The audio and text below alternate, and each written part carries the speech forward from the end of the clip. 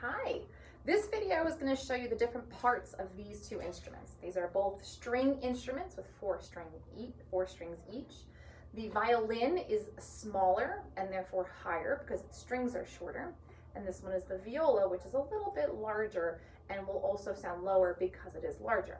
However, the shape of these two instruments are quite similar and the parts are the same. The part lists that I'm going to go through are right up here on this board, so you can follow along with me as I go through it. Starting from the top, the very top part of the violin, this up here, and the viola is called the scroll. These are called the pegs. These change the way the strings sound and will tune the instrument for you. Don't ever touch the pegs. If you turn them too much, they will actually get too tight and they could break on you and even hurt you. So please leave these pegs for me.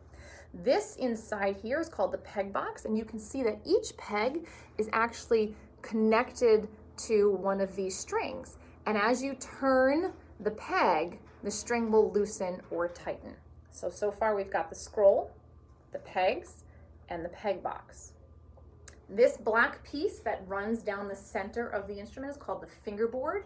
And you can easily remember that because it is the board where you place your fingers. Obviously, these things are the strings, and the fingerboard is connected. You can see the top part is black, and this bottom part is more of a wood color. This is called the neck. This neck connects to your shoulders, just like your neck connects to your shoulders. The strings run over this piece over here called the bridge. This piece is not glued on and will in fact probably fall down on some of you at some point. If it does fall, it's not a big deal. It's easily fixed. You just bring your instrument into me and I will fix it for you. But please do not try to re-glue this at all. It's something that I can easily fix for you. These strings run over the bridge and then are then connected into the tailpiece, this black piece in here. This black piece has something called fine tuners on it. If you can see them, they stand up just like that. They're little screws. These little screws change the pitch of your string just a tiny bit. So as you turn, the pitch will get higher or lower. I will use these when you are slightly out of tune, and I will use the pegs when you're really out of tune. For now, I want you to leave both the fine tuners and the pegs alone because I don't want you to break anything or hurt yourself. The tailpiece, this part down here, is connected to what's called the end button, which is down on the bottom of your instrument.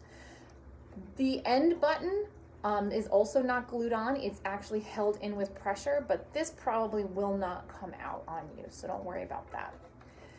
This is called the chin rest, because that is where you place your chin when you play. So think about the body part that goes onto this piece on your instrument and you'll remember the name of that part. And then back here, you have your shoulder rest. Yours might look a little different than mine. It might be a gray sponge or a blue sponge.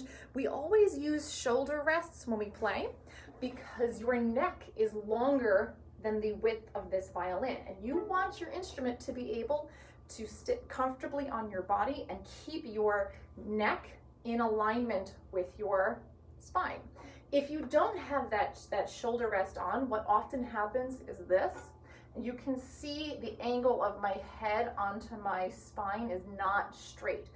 This adds height to the instrument and you'll be more comfortable as you play. As beginners, you have those blue and gray sponges attached with rubber bands. You need to put that on every single time that you play.